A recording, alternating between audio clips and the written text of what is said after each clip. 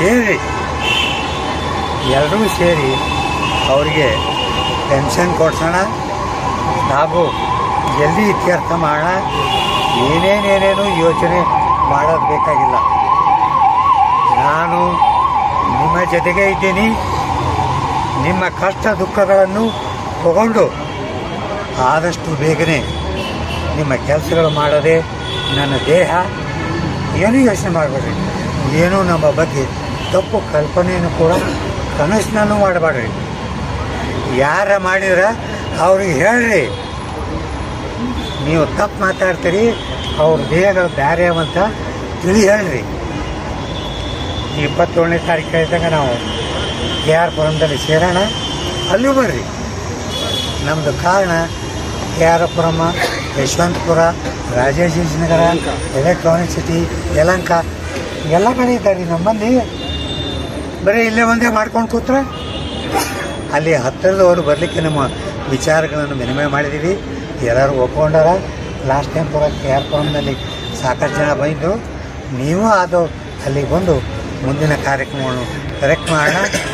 ದೇವರಲ್ಲಿ ಬೇಡ್ಕೊಳ್ಳೋಣ, ದೇವರೇ ಸರ್ವೇ ಜನೋ ಸುಖಿನೋ ಭವಂತು, ಎಲ್ಲರಿಗೂ ನಮಗೆ ಒಂದು ನ್ಯಾಯಬದ್ಧವಾದ ಪೆನ್ಷನ್ ಕೊಡಿಸು, ನಮ್ಮ ಆರೋಗ್ಯವನ್ನು ಕಾಪಾಡು, ಹಾಗೂ ಎಲ್ಲರ ಮಿತ್ರ ಮಂಡಳಿಯನ್ನು ರಕ್ಷಿಸು.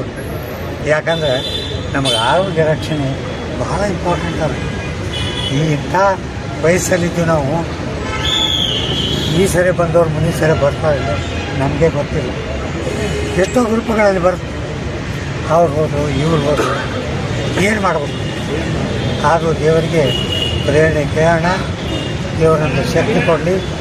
ಆದಷ್ಟು ಬೇಗನೆ ನಾವು ನಮ್ಮ ವಿಜಯೋತ್ಸವದ ಮಾಡಲಿಕ್ಕೆ ಬೇಕು. ಇದನ್ನು ಜಲ್ದಿ ಮುಗಿಸೋಣ ಅಂಥೇಳಿ ನನ್ನ 4 ಮಾತುಗಳನ್ನು ಮುಗಿಸುತ್ತೇನೆ. ಬೋಲೋ ಭಾರತ್ ಮಾತಾ ಕಿ ಜೈ, ಬೋಲೋ ಭಾರತ್ ಮಾತಾ ಕಿ ಜೈ. ನಮಸ್ಕಾರ.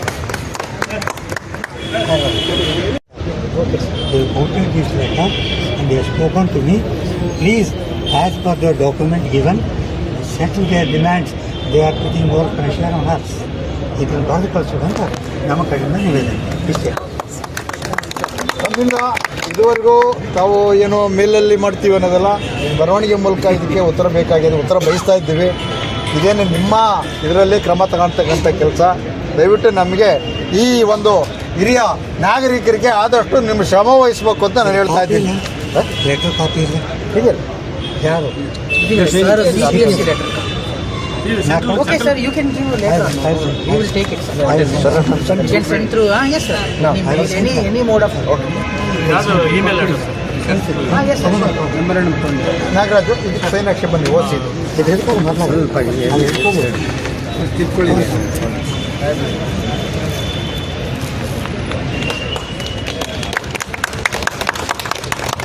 ನಮ್ಮ ಕೆಲಸ ಮಾಡಿದ್ರೆ ಪುಣ್ಯ ಭಾಳ ಬರ್ತದೆ.